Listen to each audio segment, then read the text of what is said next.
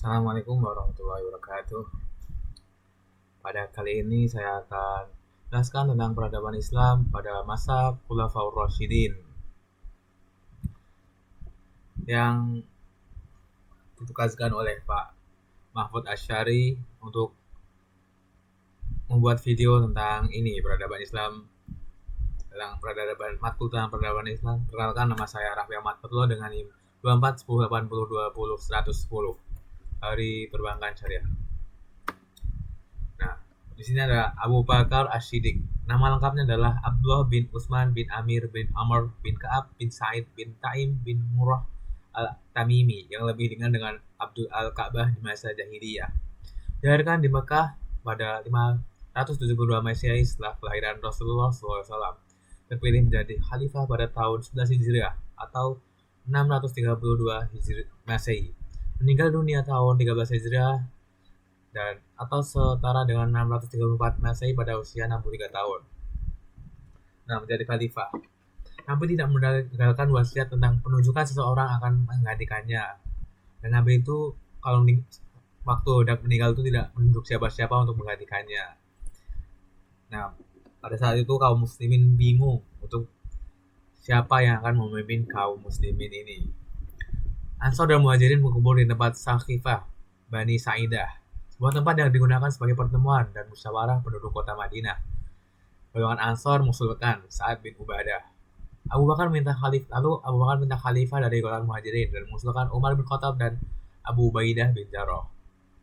Umar dan Abu Ubaidah menolaknya dan justru keduanya memilih Abu Bakar As-Siddiq untuk menjadi khalifah, untuk menjadi pemimpin kaum muslimin pada saat itu setelah Rasulullah SAW wafat.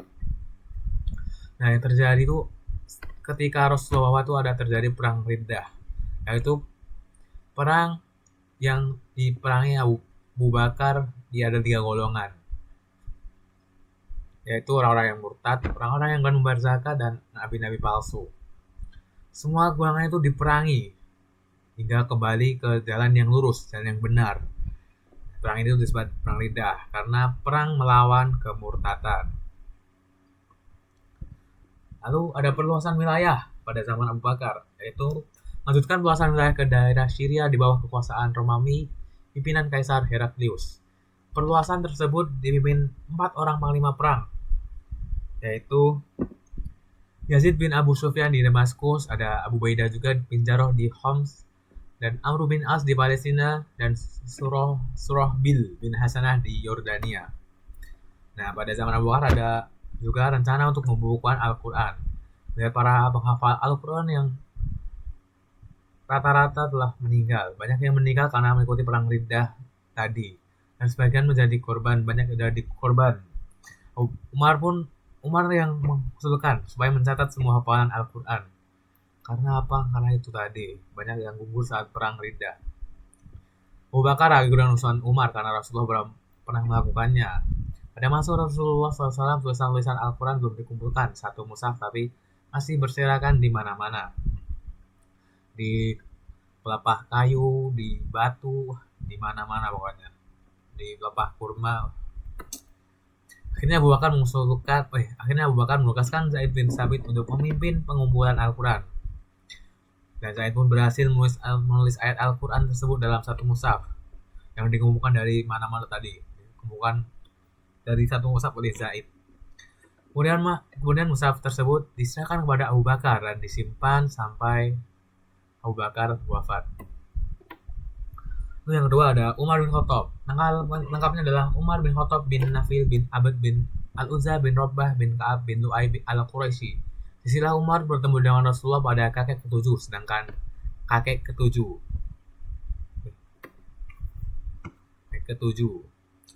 yaitu ini 1, 2, 3, 4, 5, 6 Lu'ay.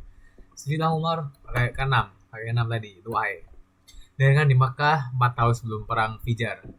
Menurut Ibnu Atsir, Umar dilahirkan 13 tahun sesudah kelahiran Rasulullah SAW. Terpilih menjadi khalifah pada tahun 13 Hijriah atau 634 Masehi dalam usia 53 tahun. Terbunuh di tangan budak Persia bernama Abd Abu Mughirah. Meninggal dunia pada tahun 23 Hijriah 644 Masehi dalam usia 63 tahun juga seperti Abu Bakar. Kriteria Khalifah Abu Bakar. Kriteria Khalifah selanjutnya akan ditunjuk Abu Bakar yang tegas tidak kejam dan yang lembut tidak lemah. Dua pilihan yaitu Abu Bakar dan kriteria Abu Bakar. Dua pilihan Abu Bakar yaitu Umar bin Khattab dan Ali bin Abi Thalib. Abu Bakar berurusan dengan Abu Rahman bin Auf, Utsman bin Affan, Asid bin Hudair al-Ansori, Sa'id bin Zaid, dan yang lain dari kalangan Muhajirin dan Ansor. Lalu penetapan Umar sebagai khalifah ditulis pada suatu piagam pengangkatan. Nah, lalu ada perluasan wilayah oleh Umar, yaitu melanjutkan perluasan wilayah dilakukan Abu Bakar, melanjutkan yang telah dijarah Abu Bakar, perluasan yang telah dijelaskan oleh Abu Bakar, kemudian berhasil menguasai Jazirah Arab, Syria, Palestina, Mesir, dan sebagian wilayah Persia. Nah, pada masa Umar ini membentuk administrasi negara, yaitu membentuk 8 wilayah provinsi, yaitu Makkah, Madinah, Syria, Jazirah, Basrah, Kufah, Palestina, dan Mesir. Menerapkan sistem pembayaran gaji dan pajak tanah. Yang ketiga, mendirikan pengadilan negara dalam rangka memisahkan lembaga yudikatif dengan lembaga eksekutif. Lalu keempat, kepala negara dibantu oleh Katib, sekretaris negara dijabat oleh Zaid bin Sabit dan Abdullah bin Arqam. Membentuk jabatan kepolisian untuk menjaga keamanan ketertiban, menangkap penjahat. Kemudian membentuk jabatan militer bertugas di daerah perbatasan seperti Kufah, Basrah, Fustah, dan diberikan gaji secara teratur setiap bulannya. Mendirikan Baitul Mal, memungut pajak dan lain-lain disimpan di Baitul Mal dan menggunakannya diatur oleh Dewan. Cetak mata uang sebagai keluaran resmi dari negara dan menciptakan kalender Islam atau tahun Hijriah. Seni arsitektur, yaitu Khalifah Umar membangun kota-kota yang baru atau membaharui kota-kota lama yang dibangun gedung-gedung bergaya Persia, Romawi, dan Arab yang dijiwai oleh seni Islami. Ya, ilmu qiraat. Untuk mempelajari bacaan Al-Quran, Umar bin Khattab telah mengutus Mu'adz bin Jabal ke Palestina, Ibad bin Al-Samit ke Hims, dan Abu Darda ke Damaskus. Ubay bin Ka'ab dan Abu Ayyub tetap di Madinah. Lalu selanjutnya ada Khalifah Utsman bin Affan. Nama lengkapnya Utsman bin Affan bin Abu Al-As bin Umayyah bin Abdul Asyam bin Abdul Manaf bin Qusay. Lahir pada tahun ke-5 dari kelahiran Rasulullah SAW. Ada yang mengatakan lahir pada tahun ke-6 sudah tahun gajah. Menikah dengan dua putri Rasulullah, yaitu Ruqayyah dan Ummu Kulsum. Terpilih menjadi khalifah pada tahun 23 Hijriah dalam usia 70 tahun. Terbunuh oleh para pemberontak pada tahun 35 Hijriah atau 65 Masehi dalam usia 82 tahun. Lalu menjadi khalifah, Umar bin Khattab membentuk panitia 6 Ashab al-Sittah untuk memilih penggantinya sebagai khalifah. Mereka adalah Utsman bin Affan, Ali bin Abi Thalib, Talhah bin Ubaidillah, Zubair bin Awam, Abdurrahman bin Auf, dan Sa'ad bin Abi Waqqas. Setelah Umar wafat, panitia 6 mulai bersidang. Kemudian Abdurrahman sebagai ketua sedang menetapkan Utsman sebagai khalifah ketiga. Kebijakan Utsman yaitu mengangkat kaum kerabatnya pada jabatan-jabatan tinggi negara seperti nepotisme itulah. Lalu membubarkan Dewan Pengelola Baitul Mal. Tanah rampasan perang atau ditinggalkan pemiliknya di masa Khalifah Umar dijadikan milik negara. Lalu mendatangkan usaha penaklukan Persia, Tabaristan, dan Azerbaijan dan Armenia. Mushaf Al-Quran. Rasulullah memberi kelonggaran kepada kabilah Arab untuk membaca Al-Quran menurut dialek mereka masing-masing. Sampai pada masa Khalifah Utsman membaca Al-Quran menurut dialek masing-masing kabilah sudah sangat banyak variasi berbagai dialek.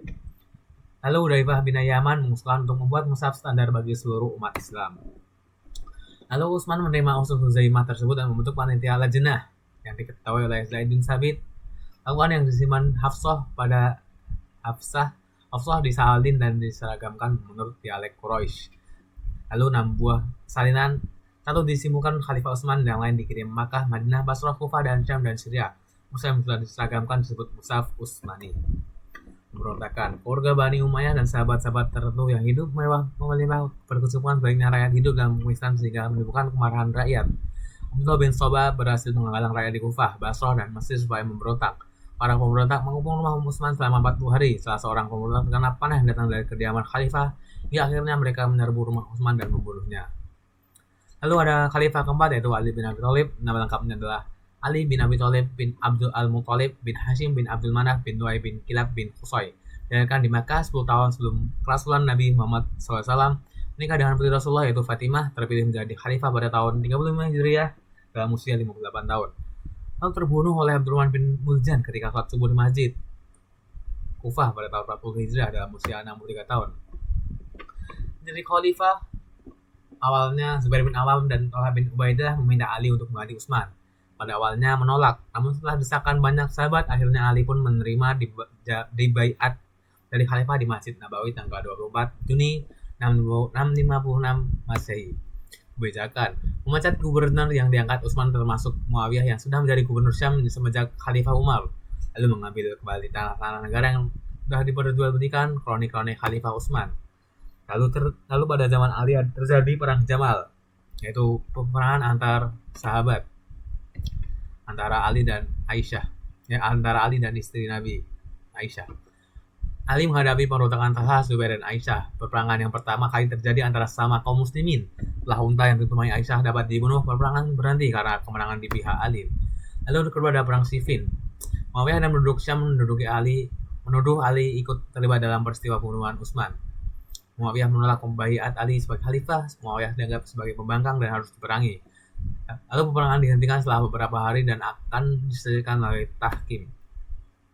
Ada kaum Khawarij, mereka adalah yang keluar dari barisan Ali. Pasukan Ali pada perang Siffin yang tadi meminta untuk menghentikan perang dan menerima tahkim.